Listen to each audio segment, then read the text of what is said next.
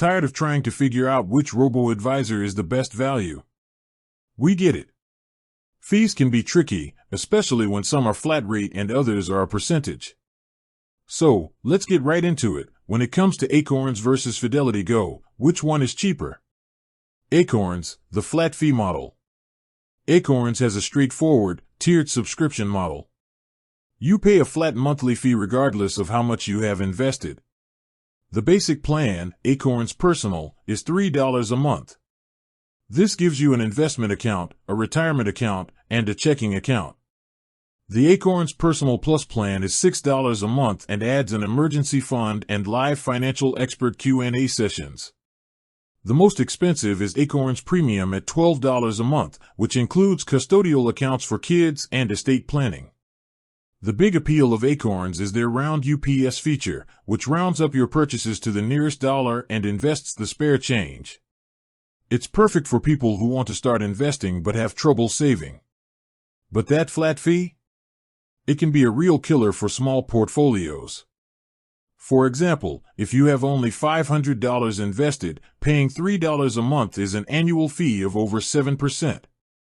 That's extremely high and will eat away at your returns. However, as your balance grows, that percentage goes down. Once your account reaches $10,000, that $3 monthly fee is only 0.36% per year, which is much more reasonable. Fidelity Go, the tiered fee model. Fidelity Go is a different beast entirely. It uses a percentage-based fee structure, but with a crucial twist. For accounts under $25,000, the advisory fee is $0. That's right, free. For balances of $25,000 or more, the advisory fee is 0.35% per year. On top of that, Fidelity Go uses proprietary mutual funds called Fidelity Flex Funds, which have zero expense ratios. This is a huge deal because many robo-advisors pass on these underlying fund fees to you. Fidelity Go doesn't.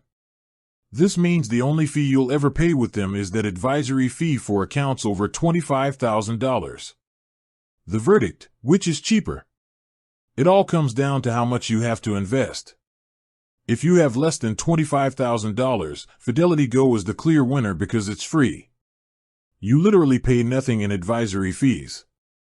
If you're a new investor just starting out with maybe a few hundred or $1,000, Acorns' flat fee of $3 per month will be a very high percentage of your portfolio.